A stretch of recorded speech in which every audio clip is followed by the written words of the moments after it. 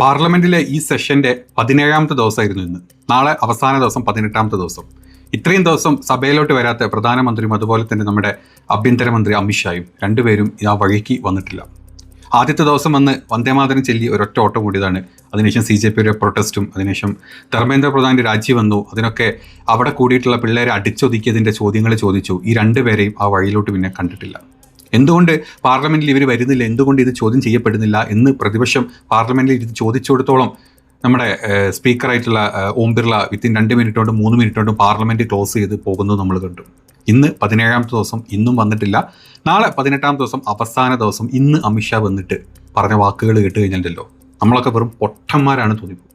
അതായത് BJP സംഘപരിവാരങ്ങളുടെ ഈ മിത്രങ്ങളെ മണ്ടന്മാരാക്കുന്ന പോലെ ഇന്ത്യയിലെ ജനങ്ങളെ മണ്ടന്മാരാക്കാൻ പറ്റില്ല അമിത്ഷാ. അതായത് ഞങ്ങളും മറ്റ് ഇന്ത്യയിലെ ജനങ്ങളും ജൻസിയും പ്രൊട്ടസ്റ്റ് ചെയ്തവരും ചെയ്യാത്തവരും രാജ്യത്തെ മറ്റ് പ്രതിപക്ഷ പാർട്ടികളും പാർട്ടിയിലെ അനുഭാവികളും മറ്റ് ലോകത്തെ, അതായത് ഇന്ത്യയിലെ സകല ജനങ്ങളും പൊട്ടന്മാരായിട്ടില്ല. നിങ്ങളുടെ ഇന്നത്തെ വാക്ക് കേട്ട് അതിൽ പുളകം കൊണ്ടത് നിങ്ങളുടെ അനുയായികളും കുറച്ച് അന്ധഭക്തരും മാത്രമാണ്.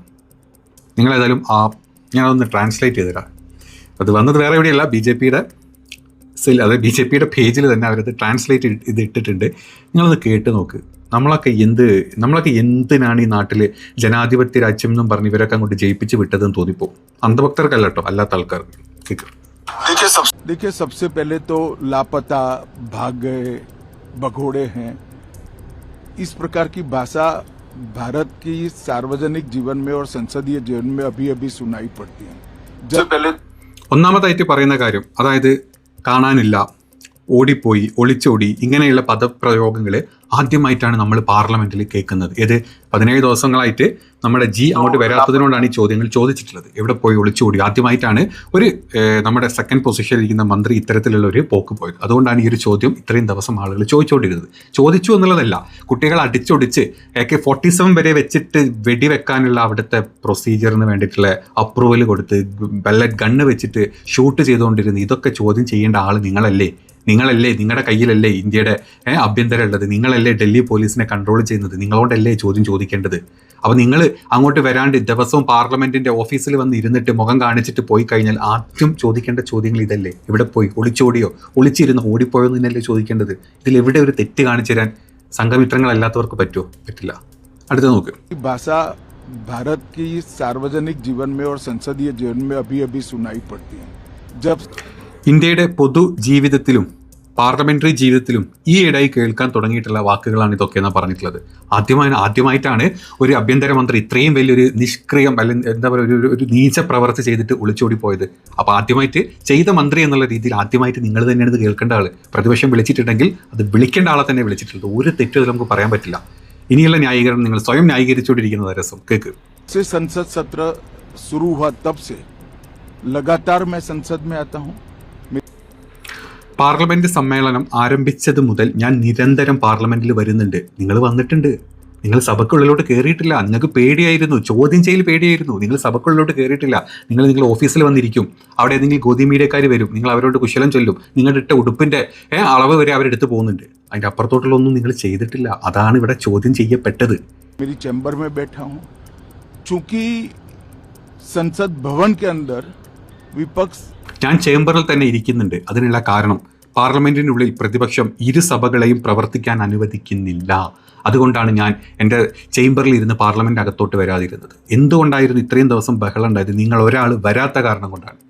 അതുകൊണ്ട് അതിനകത്ത് ഭയങ്കരമായിട്ടുള്ള ബഹളമുണ്ട്. ഞാൻ അങ്ങോട്ട് വരുന്നില്ല എന്ന് പറഞ്ഞു കഴിഞ്ഞാൽ ആ ബഹളം തീരില്ല എന്ന് തന്നെയായിരുന്നു അർത്ഥം. അവസാന ദിവസം വന്ന് നിങ്ങളിത് പറയുമെന്ന് അറിയരുത്. ഇനി അങ്ങോട്ട് ചോദ്യം ചെയ്യാൻ ദിവസങ്ങളില്ലല്ലോ എന്നുള്ളത് കൊണ്ട് തന്നെ.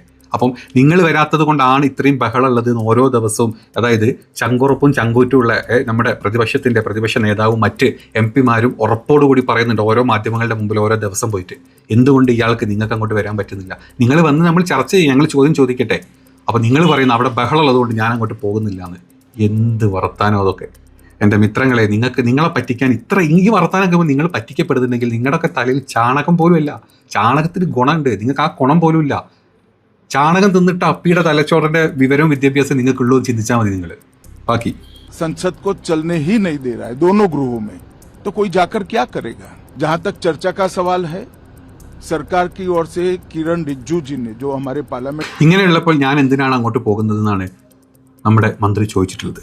ചർച്ചയുടെ കാര്യത്തിൽ സർക്കാരിന് വേണ്ടി പാർലമെന്ററി കാര്യമന്ത്രി കിരൺ റിജിജു വളരെ വ്യക്തമാക്കിയതാണ്. അതെ, വ്യക്തമാക്കിയതാണ്. ചർച്ചയ്ക്ക് തയ്യാറാണ്. ചർച്ചയ്ക്ക് തയ്യാറാണെങ്കിൽ നിങ്ങൾ വരണം.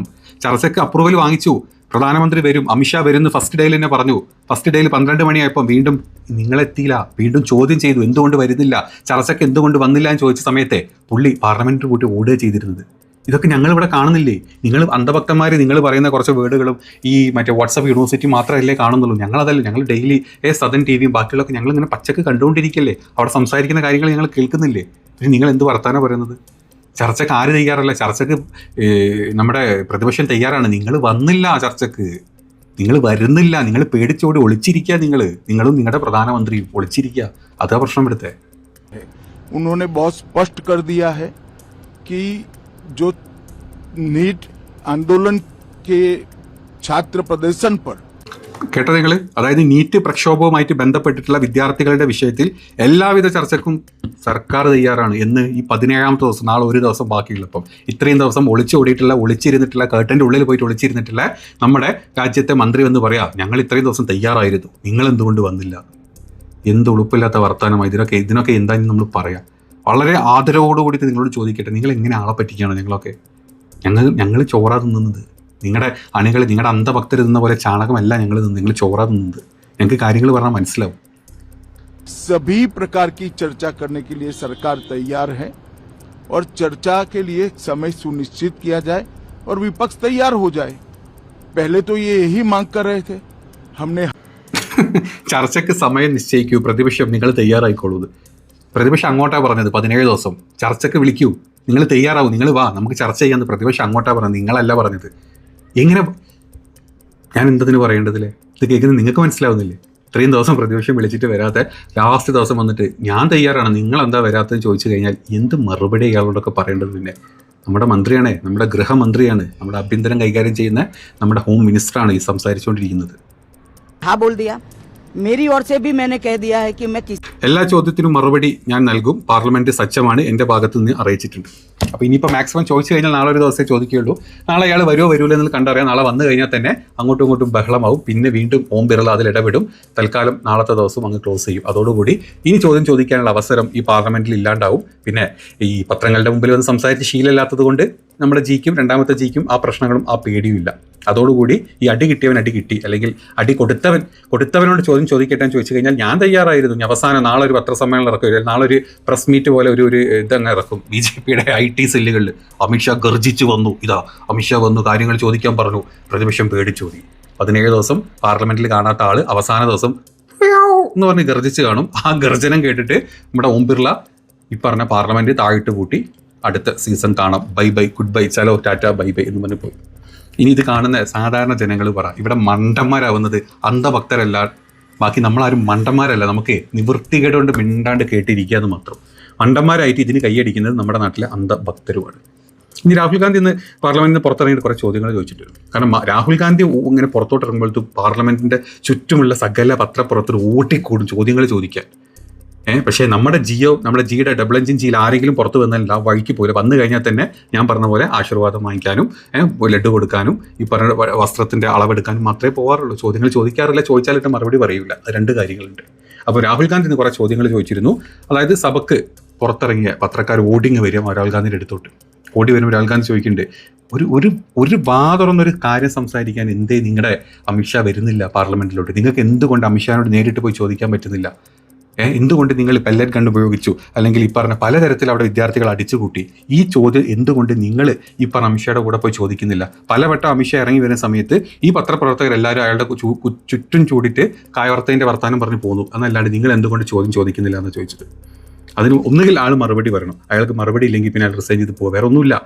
അതായത് അടിച്ചിട്ടുണ്ടെങ്കിലും അത് തെറ്റാണ്, അടിച്ചിട്ടില്ലെങ്കിൽ അത് അറിഞ്ഞിട്ട് പോലും ഇല്ലെങ്കിൽ അത് അയാളുടെ എന്താ പറയുക, അതായത് അതിനെ അത്രയും തരം താഴ്ന്ന രീതിയിലുള്ള മന്ത്രിമാർ നമുക്ക് ഇന്ത്യയിൽ ഇത്രയും കാലം ഉണ്ടായിട്ടില്ല എന്ന് രാഹുൽ ഗാന്ധി വ്യക്തമായിട്ട് ഇന്ന് പത്രങ്ങളുടെ മുമ്പിൽ പറഞ്ഞു. പത്രങ്ങളുടെ മുമ്പിൽ പറയുമ്പോഴും രാഹുൽ ഗാന്ധി ഈ പറഞ്ഞ പത്രങ്ങൾക്ക് എല്ലാവർക്കും കൂടി ഒരു നല്ല ഇടിയും കൊടുത്തിട്ട് തന്നെ പോയിട്ടുള്ളത്. ആ പ്രസ്താവന എങ്ങനെ വന്നിട്ടുള്ളത്?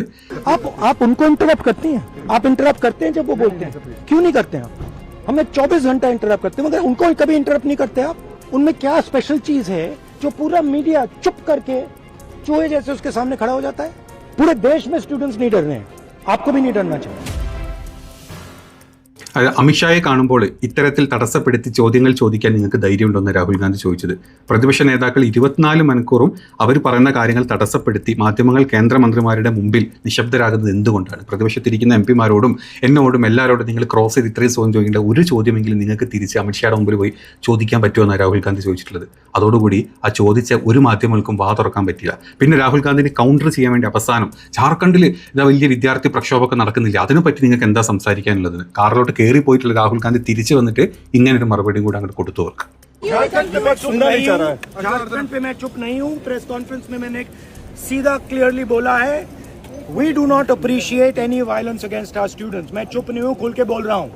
ठीक है सर, एक आखिरी सवाल ले लीजिए सर. അതായത് ജാർഖണ്ഡിലെ വിദ്യാർത്ഥികൾക്ക് നേരെ ഉണ്ടായിട്ടുള്ള ലാത്തി ചാർജും അതുപോലെ തന്നെ അവരെ ഭരണപക്ഷത്തിന് എതിരെയുള്ള ആരോപണങ്ങളും എനിക്കറിയാം. ഞാനത് ഓൾറെഡി എൻ്റെ പത്രസമ്മേളനത്തിൽ എൻ്റെ പ്രസ് മീറ്റിൽ ഞാൻ പറഞ്ഞിട്ടുണ്ട് കഴിഞ്ഞ ദിവസം. അതുമാത്രമല്ല വിദ്യാർത്ഥികൾക്കെതിരായിട്ടുള്ള ഏതൊരു നടപടിയും, അത് കോൺഗ്രസ് സർക്കാർ ആയിക്കോട്ടെ, BJP സർക്കാർ ആയിക്കോട്ടെ, ഏത് സർക്കാർ ആയിക്കോട്ടെ, അതിനെ ഞാൻ എതിർക്കുന്നു എന്ന് പച്ചക്ക് വന്ന് ഈ പത്രങ്ങളുടെ മുമ്പിലൊക്കെ വിളിച്ച് പറഞ്ഞു തന്നെ രാഹുൽ ഗാന്ധി ഇന്ന് തിരിച്ച് കാറിൽ കയറിപ്പോയത്. ഈ ചങ്കൂറ്റത്തിൻ്റെ 100-ലുണ്ടല്ലോ ഒരു അര അംശം ഈ പറഞ്ഞ രാജ്യം ഭരിക്കുന്ന ഡബിൾ എഞ്ചിൽ ഏതെങ്കിലും ഒന്നിനുണ്ടായിരുന്നെങ്കിൽ കുറച്ചും കൂടെ രാജ്യം മെച്ചപ്പെട്ടേനെ. ഇനി വരാൻ പോകുന്നുള്ളൂ, ഓരോ ക്രൈസിസ് നമ്മുടെ നാട്ടിലൂടെ വരാൻ പോകുന്നുള്ളൂ. വിദ്യാഭ്യാസം തകർന്നടിഞ്ഞ് ഇനി അടുത്തത് ഫിനാൻഷ്യൽ ക്രൈസിസ് ഇങ്ങനെ ഇപ്പം ചാടി വരും. നിങ്ങൾ കണ്ടോ ഇന്ത്യയുടെ അവസ്ഥ എന്താണെന്ന്? നിങ്ങൾ കണ്ടോ? IMF അത് വിട്ടു, മറ്റവർ ഇത് വിട്ടു എന്നും പറയാൻ നന്നുകൊണ്ട് കാര്യമില്ല. 6 എങ്ങോട്ടാണ് മൂക്കുത്താൻ പോകുന്നതില്ല കണ്ട് തന്നെ നിങ്ങൾ അറിയേണ്ടി വരും. അന്ന് പണി കിട്ടുമ്പം ഈ പട്ടിണി സംഖ്യകൾക്കൊക്കെ കിട്ടുന്ന ഒരു നേരത്തെ ഫുഡ് വരെ കിട്ടാതാകുമ്പം ഇവന്മാരുടെയൊക്കെ കണ്ണ് തുറക്കും എന്നും പ്രതീക്ഷിക്കാം. ഒരൊറപ്പും എനിക്ക് തോന്നുന്നില്ല കാര്യത്തിൽ. അപ്പം ഇന്ന് ഇങ്ങനെയാണെങ്കിൽ നാളെ ഒരു ദിവസം എന്താണാവും നമ്മുടെ വരുമോ, വന്നു കഴിഞ്ഞാൽ തന്നെ ബബ്ബ പറയോ എന്നുള്ളത് നമ്മൾ കണ്ട് തന്നെ അറിയേണ്ടി വരും. ഈ അഭിപ്രായം നിങ്ങൾ തന്നെ പറയണം കേട്ടോ. ഇനി CJPയുടെ ഒരു പ്രോഗ്രാം ഇന്ന് നടന്നിരുന്നു. അതിൽ ഏറ്റവും കൂടുതൽ ആൾക്കാർ ചോദിച്ചിട്ടുള്ള എപ്പോഴാണ് സീസൺ 2 CJP പ്രൊട്ടസ്റ്റ് ഉള്ളതെന്നാണ്. അത് തീർച്ചയായിട്ടും അടുത്ത ദിവസം തന്നെ CJP പ്രൊട്ടസ്റ്റ് വരുന്നുണ്ട്. ഈ വരുന്ന സ്വാതന്ത്ര്യദിനത്തിനോടനുബന്ധിച്ചിട്ട് CJP ഒരു പുതിയ മൂവ്മെൻറ്റ് നടത്തുന്നുണ്ട് രാജ്യവ്യാപകമായിട്ട്.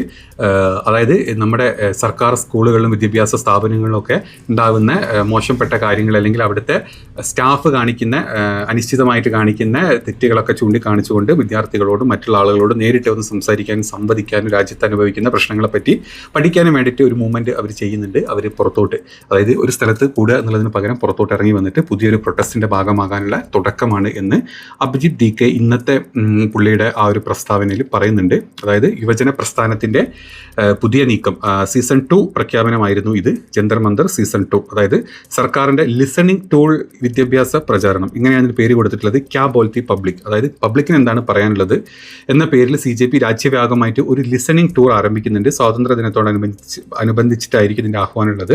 സ്വാതന്ത്ര്യദിനം മുതൽ പ്രദേശത്തെ സർക്കാർ സ്കൂളുകൾ സന്ദർശിക്കാനും അവിടുത്തെ അവസ്ഥ നിരീക്ഷിച്ച് വിവരങ്ങൾ പുറത്തു കൊണ്ടുവരാനും പൊതുവിദ്യാഭ്യാസത്തിലെ പ്രശ്നങ്ങൾ പരിഹരിക്കാനും ഇടപെടാനും രക്ഷിതാക്കളോടും പൗരന്മാരോടും അഭ്യർത്ഥിക്കുന്ന രീതിയിലുള്ള ഒരു പുതിയ പ്രക്ഷോഭ രീതിയാണ് CJP പുറത്തോട്ട് കൊണ്ടുവരാൻ പോകുന്നത് എന്നാണ് പറഞ്ഞിട്ടുള്ളത്. ഇതൊക്കെയാണ് ഇന്നത്തെ നമ്മുടെ പാർലമെൻറ്റിൽ നടന്നിട്ടുള്ള കാര്യങ്ങളായിട്ട് പറയാനുള്ളത്. ആർക്കും ഒരു ഗുണവുമില്ലാണ്ട് വെറുതെ ഭരണപക്ഷം എന്തൊക്കെയോ കാണിച്ചു കൂട്ടുന്നു. പുതിയ ടൂറുകൾ പ്ലാൻ ചെയ്യുന്നു, അതിനനുസരിച്ച് മേക്കപ്പിൻ്റെ കാര്യങ്ങളൊക്കെ ശ്രദ്ധിക്കുന്നു, എന്തൊക്കെ ഗിഫ്റ്റ് കൊടുക്കണം, എനിക്ക് ഏത് അവാർഡ് നിങ്ങൾ അവിടെ ഉണ്ടാക്കണം എന്നുള്ള ഡീറ്റെയിൽസ് ഒക്കെ ഇവിടെ അങ്ങോട്ട് കൊടുത്തുകൊണ്ടിരിക്കുന്നു. ഇതൊക്കെ കണ്ട് കൈയടിക്കുന്ന സംഘമിത്രങ്ങൾ നമ്മുടെ നാട്ടിൽ ഇങ്ങനെ കഷ്ടപ്പെട്ട് പട്ടിണി കിടന്ന് വീഡിയോ ഇട്ടുകൊണ്ടിരിക്കുന്നു. ഇതാണ് ഇപ്പം നമ്മുടെ നാട്ടിൽ നടക്കുന്നത്. അപ്പോൾ വീഡിയോ ഇഷ്ടപ്പെട്ടെങ്കിൽ നിങ്ങൾക്ക് ഞാൻ തുടക്കത്തിൽ പറഞ്ഞതിൽ അഭിപ്രായങ്ങൾ എന്താണുള്ളതെങ്കിൽ നിങ്ങൾ തീർച്ചയായിട്ടും കമൻറ്റ് ചെയ്യുക. അടുത്തൊരു വീഡിയോയിൽ കാണാം. ബൈ.